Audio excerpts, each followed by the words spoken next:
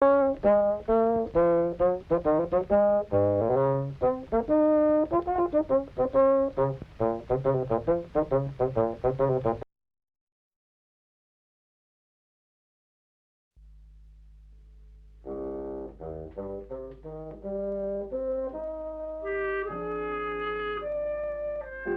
was falling in the top left-hand corner of Wales.